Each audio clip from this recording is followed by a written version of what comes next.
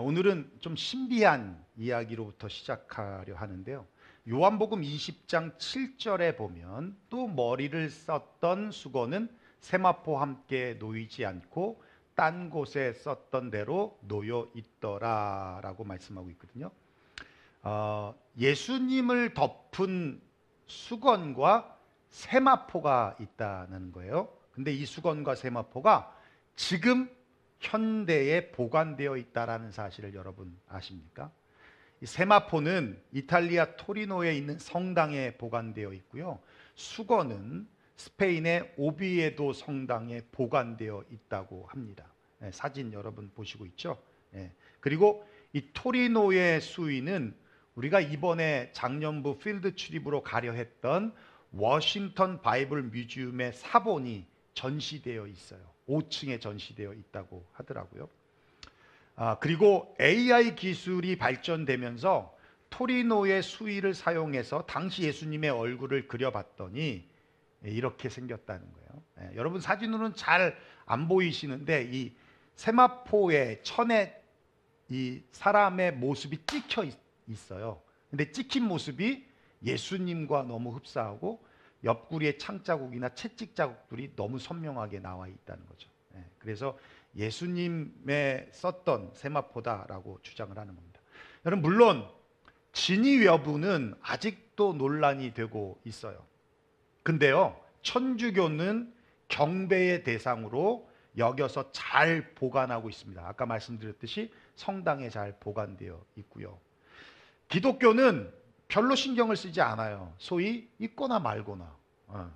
이게 가짜든 진짜든 달라질 것이 없다는 것이죠. 우리의 믿음이 이런 증거들에서 나온 것이 아니라 주님의 말씀에서 나온 것이기 때문에 그렇다는 것입니다.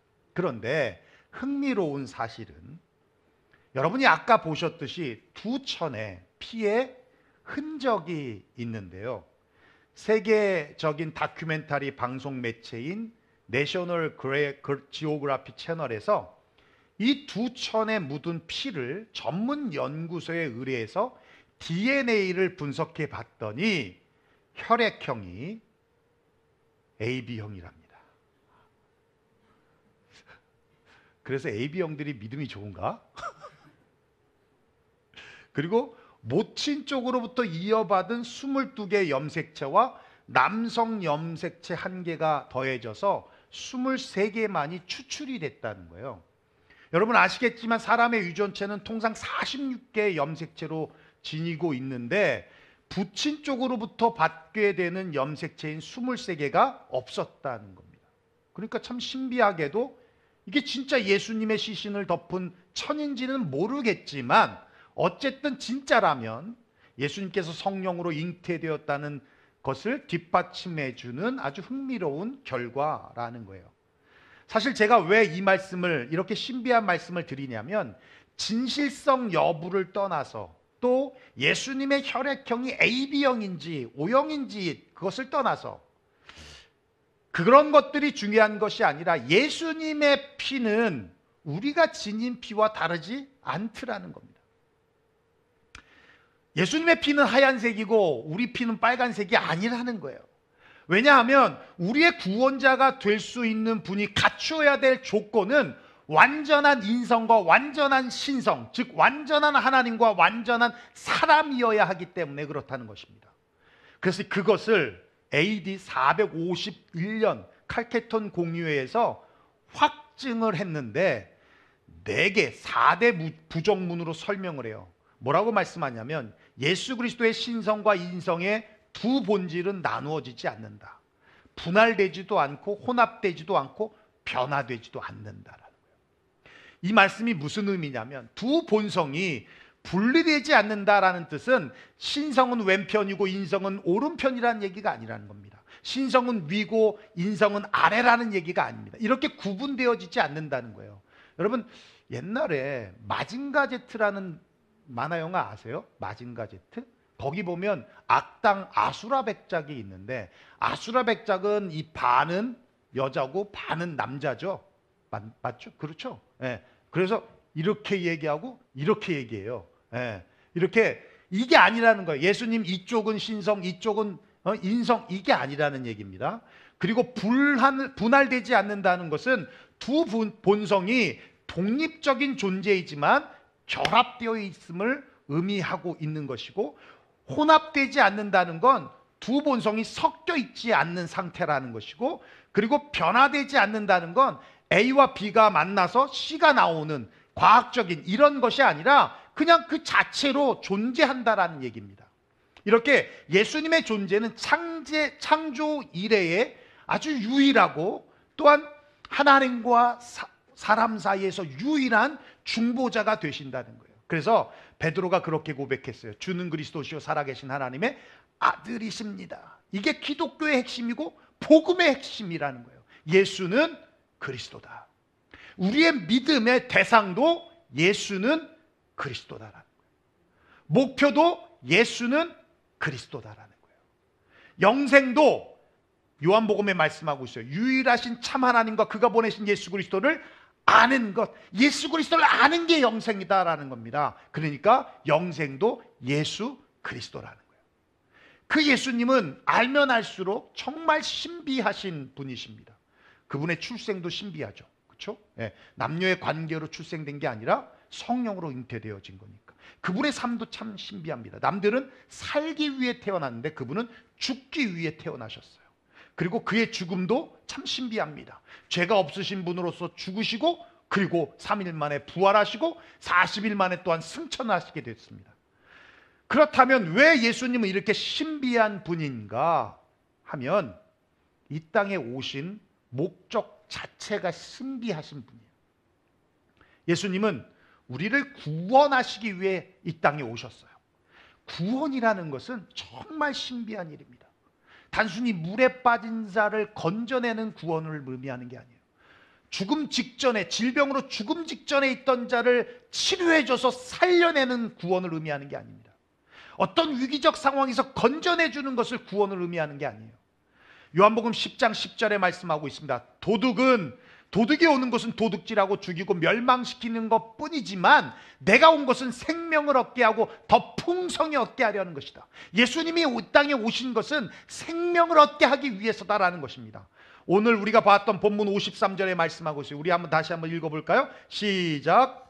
예수께서 이르시되 내가 진실로 너에게 이르노니 인자의 살을 먹지 아니하고 인자의 피를 마시지 아니하면 너희 속에 생명이 없느니라. 예, 구원은 예수님의 생명이 우리에게 임하는 거예요. 그 예수님의 생명이 우리 안에 들어오려면 반드시 해결돼야 될 문제가 있는데, 그게 바로 죄의 문제라는 거예요. 죄의 문제. 여러분, 우리의 죄가 무엇입니까? 여러분 잘 알고 계시죠? 첫째 사람인 아담의 범죄, 선악과 나무를 먹지 말라는 하나님의 명령에 불순종해서 들어온 죄. 그 죄가 유전이 되어서 인간은 다 죄를 가지고 태어나는 거예요. 죄를 지어서 죄인이 아니에요. 우리는 죄를 갖고 태어났기 때문에 죄인이라고 하는 것입니다. 그래서 로마서 3장 23절에 말씀하고 있어요. 모든 사람이 죄를 범하였음에 하나님의 영광에 이르지 못하다. 모든 사람이 죄를 범한 거예요. 단 한 사람의 예외가 없어요. 그는 허물과 죄로 죽었던 너희를 살리셨도다. 허물과 죄로 우리는 죽은 자들인 것입니다. 그럼에도 불구하고 하나님 우리를 사랑하셔서 죄 사함을 받는 방법을 알려주셨는데, 그것이 바로 피의 제사였어요. 즉 동물, 소, 양, 염소, 비둘기 등의 이 동물들을 잡아서 피를 흘리고 또 그것들을 태우는 행위를 통해서 주님은 우리의 죄를 용서해 주셨다는 겁니다. 그럼 왜 주님은 이 피 흘림의 제사를 통해 우리의 죄를 사하여 주시기를 원하셨는가? 그것을 레위기 17장 11절에 보면 말씀하고 있어요. 우리 한번 읽어볼까요? 시작. 육체의 생명은 피에 있음이라. 내가 이 피를 너에게 주어 단에 뿌려 너의 생명을 위하여 속하게 하였나니 생명이 피에 있으므로 피가 죄를 속하느니라.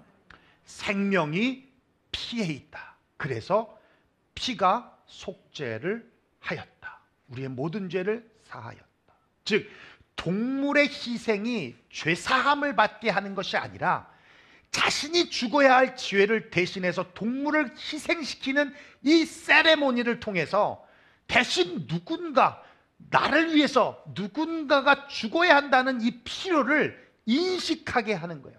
그렇게 하나님의 대속의 은총을 간구하는 수단으로 동물의 제사를 사용했던 것입니다. 우리가 흔히 구약은 신약의 그림자라고 말해요. 여러분, 그림자가 있다는 건 실체가 존재한다는 것입니다. 그 실체가 신약에 등장하는데 그분이 바로 예수 그리스도라는 거예요.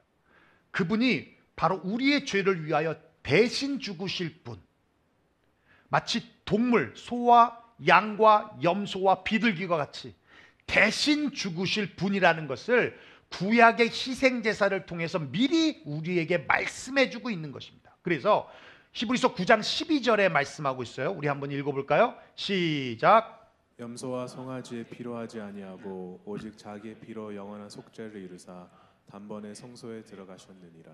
예, 이제 염소와 송아지의 피가 아닌 거예요. 그 피를 대신해서 예수 그리스도가 한 번에 완전히 그리고 영원히 죽으심을 통해 우리를 속죄하셨다라는 겁니다. 그래서 세례 요한이 뭐라고 말씀하냐면, 보라, 세상 죄를 지고 가는 하나님의 어린 양이로다.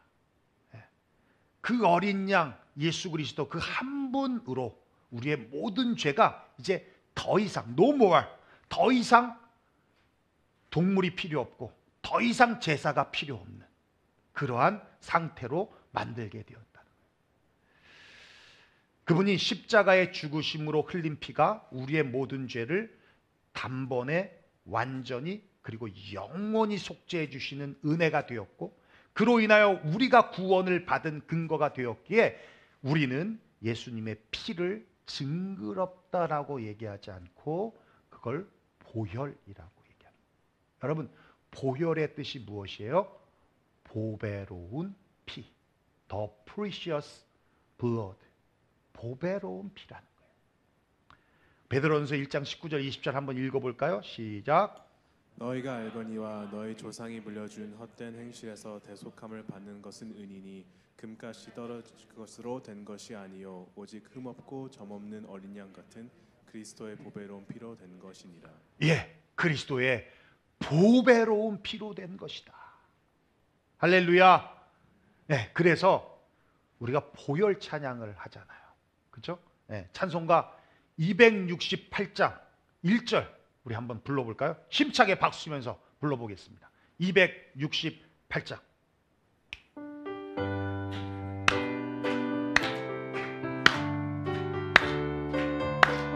죄에서 자유를 얻게 함은, 죄에서 자유를 얻게 함은 보혈의 능력, 주의 보혈, 시험을 이기고 승리하니 참 놀라운 능력이, 주의 보혈 능력이 또다, 주의 보혈 능력이 또다, 주의 피 믿으오, 주의 보혈 그 어린 양의 매우 다시 한번 주의 보혈 능력이 또다 후려, 주의 보혈 능력이 또다, 주의 피 믿으오, 주의 보혈 그 어린 양의 매우 귀중한 피로다.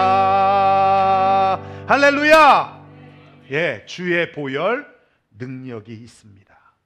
자, 그렇다면 주님이 만들어 놓으신 그 구원을 우리가 어떻게 받을 수 있느냐, 이게 아주 중요한 신비로 남아 있는데요, 바로 신비한 연합을 통해서 구원이 이루어진다는 거예요. 오늘 우리가 봤던 본문 53절에 말씀하고 있습니다. 한번 읽어볼까요? 53절 시작. 예수께서 이르시되 내가 진실로 너희에게 이르노니 인자의 살을 먹지 아니하고 인자의 피를 마시지 아니하면 너희 속에 생명이 없느니라. 자, 너희 속에 생명이 없다. 대신에 인자의 살, 예수 그리스도의 살을 먹고 예수 그리스도의 피를 마시면 너희 속에 생명이 있다는 거예요. 여러분, 오늘 본문의 말씀을 초신앙자나 불신자들이 듣고 있는다면 와, 이거 사입이 아니야? 혐오감이 느껴질 만큼 이상하게 느껴질 수 있는 겁니다. 피를 마시라고? 살을 먹으라고? 식인종이야?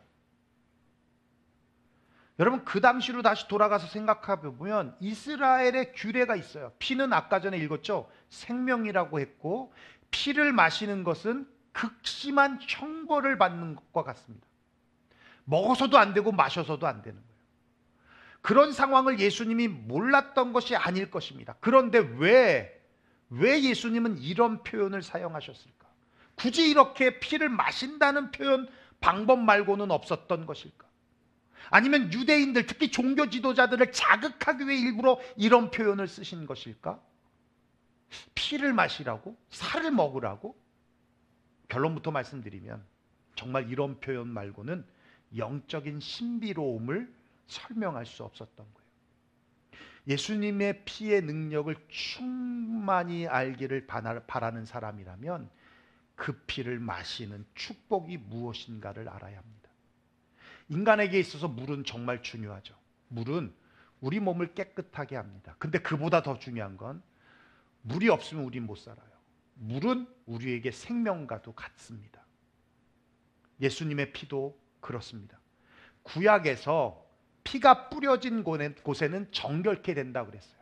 그래서 1년에 한 번 대제사장이 대속죄일 때에 희생 제물의 피를 가지고 지성소로 들어가면 그 지성소 안에 언약궤가 놓여 있는데 그 언약궤 위 덮어 있는 덮개를 속죄소라고 합니다. 그 속죄소에 그 피를 뿌려요.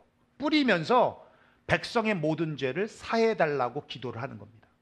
그러니까 피가 뿌려진 곳에는 죄가 사하여진다.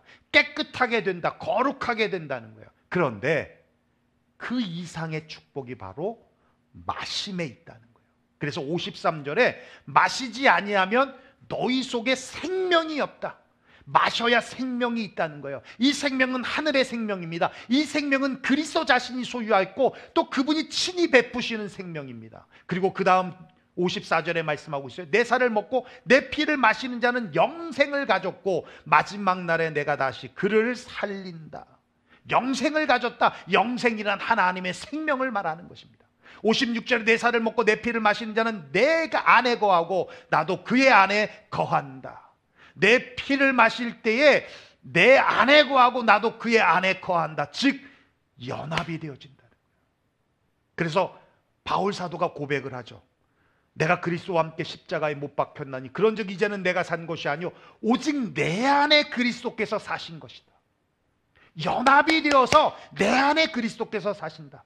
단순히 믿는 자 속에 이런저런 영향을 미치는 것에 그치는 것이 아니라 그분과 지극히 친밀하고 또한 영구적으로 지속되어지는 연합 속으로 들어간다는 거예요. 그렇게 연합하게 될 때 우리의 삶의 열매를 맺게 되는데 일단 말씀을 지키게 되고 죄를 멀리하게 되고 기도할 때 응답을 받고 무엇보다 주님의 다시 오심 재림하심에 대해 구원받은 자로서의 담력을 가지게 된다는 겁니다. 이렇게 인자의 피를 마시는 축복은 그와 하나가 된다는 것과 그와 함께 하나님의 성품에 참여하는 자가 된다라고 하는 놀라운 축복이 그 안에 담겨 있다는 거예요. 그렇다면 그 피를 우리가 어떻게 마실 수 있는가? 바로 믿음으로 흡수하는 거예요. 믿음으로 마시는 거예요. 물과 음식은요, 여러분 소화시키기 위해 먹는 것이 아니라 몸에 흡수하기 위해 먹는 거예요. 믿음의 눈으로 보십시오. 그리고 내 영혼 깊은 곳으로 흡수하라는 겁니다. 그 피로 말미암아 구속 곧 죄사함 거룩하게 함에 대하여 내 영혼 깊은 곳으로 흡수해 드리라는 얘기예요. 에베소 1장 7절이에요. 우리 한번 읽어볼까요? 시작. 우리는 그리스도 안에서 그의 은혜의 풍성함을 따라 그의 피로 말미암아 속량 곧 죄 사함을 받았느니라. 여러분 속량 곧 죄사함을 받았다고 선언하고 있어요. 여러분 믿습니까? 여러분의 모든 죄가 사함을 받았음을 믿습니까? 믿습니까? 예, 9장 히브리서 9장 13절 14절 한번 읽어볼까요? 시작. 염소와 황소의 피와 및 암송아지의 죄를 부정한 자에게 뿌려 그 육체를 정결하게 하여 거룩하게 하거든 하물며 영원하신 성령으로 말미암아 흠없는 자기를 하나님께 드린 그리스도의 피가 어찌 너의 양심을 죽은 행실에서 깨끗하게 하고 살아계신 하나님을 섬기게 하지 못하겠느냐. 그렇습니다. 동물의 피가 아니라 영원하신 성령으로 말미암아 흠없는 자기를 하나님께 드린 그리스도의 피가 어찌 동물의 피보다 못하겠느냐라는 거예요. 요한일서 1장 9절에 한번 읽어볼까요? 시작. 만일 우리가 우리 죄를 자백하면 그는 미쁘시고 의로우사 우리 죄를 사하시며 우리를 모든 불의에서 깨끗하게 하실 것이요. 우리가 자백하면, 우리가 회개하면, 우리가 고백하면 주님은 미쁘시고 의로우셔서 우리의 모든 죄를 깨끗하게 하실 것이다, 하신 분이시다. 여러분 믿으십니까? 아멘. 이사야서 1장 18절 말씀 하나 더 볼게요. 시작. 여호와께서 말씀하시되 오라 우리가 서로 변론하자. 너희의 죄가 주홍 같을지라도 눈과 같이 희어질 것이요 진홍같이 붉을지라도 양털같이 희게 되리라. 주홍 같아도 진홍 같아도 눈과 같이 양털같이 희게 될 것이다. 깨끗하게 될 것이다. 여러분 믿습니까? 이렇게 말씀을 통해서 우리에게 분명히 선언하고 계세요. 우리의 모든 죄가 십자가 앞에서 그 보혈의 피로 깨끗하게, 완벽하게, 완전하게 처치가 됐고, 우리가 주님 앞에 고백하면 주님은 우리의 모든 죄를 사하여 주신다고. 그럼에도 불구하고 회개해도 찝찝해합니다. 용서에 대한 확신이 없어요. 그것이 반복되면 구원에 대한 확신조차도 사라져 버립니다. 차라리 구약처럼 어떤 양이나 염소나 뭐 이런 세레모니가 있었으면 오히려 용서받은 것 같게 느껴질 것 같아요. 차라리 중세시대처럼 죄사함을 받기 위해 돈을 내라고 한다면, 돈을 내서 뭔가 해결받을 수 있다면 그게 훨씬 더 개운하게 느껴집니다. 그냥 몇 마디 회개의 말로 해결된다는 것이 믿겨지지 않아요. 그것도 반복적으로 범하는 죄 같은 것 보면 그렇게 해결되면 안 될 것 같은 생각마저 우리 안에 들어요. 그래서 회개하고도 찝찝하고 급기야는 죄책감에 눌려서 살아가게 된다는 거예요. 군대를 가보신 분들은 아는데요. 뭐 지금은 아니겠죠. 뭐 내가 볼 때는 뭐 지석이 때는 아닌 것 같아요. 갈 때나 나올 때나 뭐 변화된 게 없는 거 보니까 별로 그런 거 없는 것 같아요. 근데 저 때는 잠자기 전에 꼭 집합을 시켰어요. 포창고라고 내무반 옆에 포를 두는 창고가 있는데 쫄따구들을 거기다 다 불러 모아놓고 한따까리를 합니다. 예. 반드시 했어요. 근데 안 하잖아요. 안 하는 날은 더 찝찝해요. 차라리 빨리 하고 끝나는 게 좋아요. 예. 언제 할까 잠도 안 와. 예. 예. 죄가 그래서는 안 된다는 거예요. 여러분, 죄에 대해서 늘 고민하고 기쁨이 없고, 여러분 그런 고민을 하는 모습이 거룩한 것 같아 보일지 몰라도 아닙니다. 그건 아주 무식한 것이고요, 교만한 거예요. 예수님의 용서에는 다른 대가가 필요하지 않습니다. 벌써 십자가에서 다 대가를 치르셨어요. 더 이상 다른 피도 필요 없고 돈도 필요 없고 그 어떤 수고도 노력도 필요 없어요. 여전히 예수님의 피가 다른 무엇인가를 찾고 있다면 아직도 구약에서 머물며 살고 있는 겁니다. 여러분, 지금 여러분의 죄가 예수의 피로 구속을 받은 것입니까? 아니면 동물의 피로 구속을 받은 것입니까? 동물의 피로 구속을 받았다면 우린 지금도 여전히 동물의 희생을 하며 피를 받아서 죄사함을 받아야 하는 거예요. 여러분, 예수님을 저주하면서까지 부인했던 베드로도 용서받았습니다. 예수 믿는 사람을 죽이고 핍박했던 바울도 용서받았어요. 이 세상 그리스도의 피로 용서받지 못할 죄가 어디 있습니까? 만약 용서받지 못할 죄가 있다면 예수님의 보혈의 능력이 죄의 능력보다 못하다는 겁니까? 말도 안 되는 얘기죠. 그렇기 때문에 여러분, 자신을 향해서 타인을 향해서 정죄해서는 안 되는 겁니다.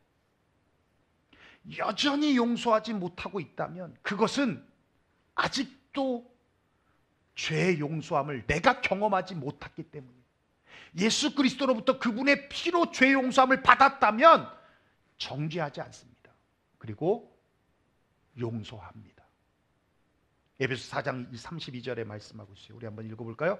시작. 서로 친절하게 하며 불쌍히 여기며 서로 용서하기를 하나님이 그리스도 안에서 너희를 용서하심과 같이 하라.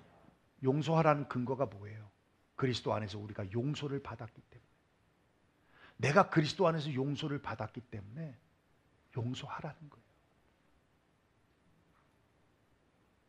내 죄를 생각하면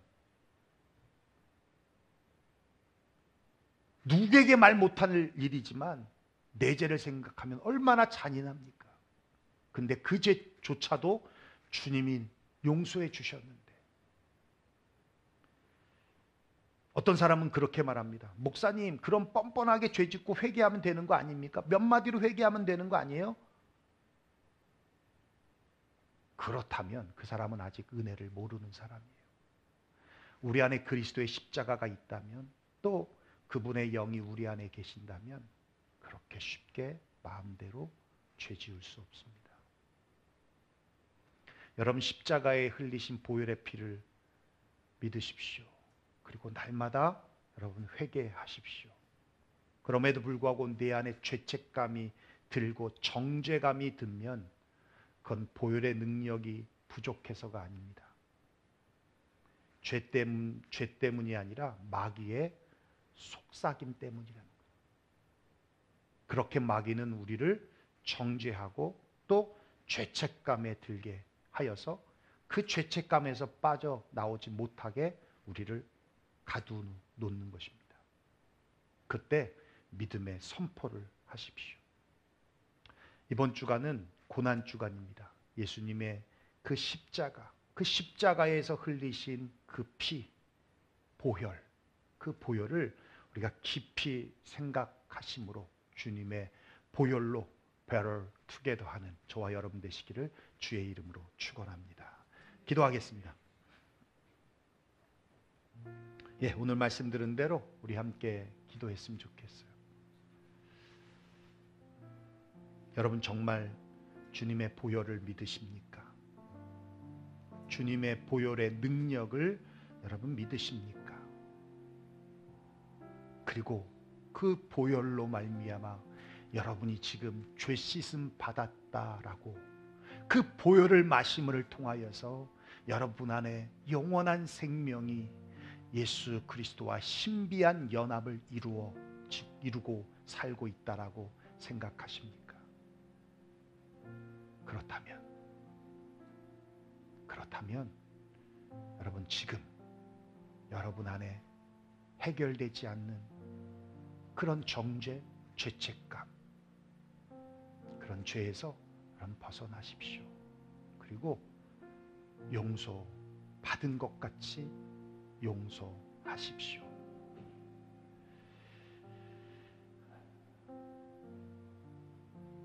그 어떤 죄도 보혈의 능력을 오버할 수 있는 죄는 없습니다. 모든 죄를 사하실 능력이 우리 주님에게 있습니다.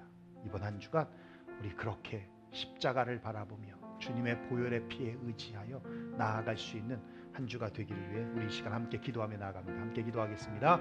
고마우신 우리 아버지 하나님, 감사와 찬양과 영광을 하나님 앞에 올려드립니다.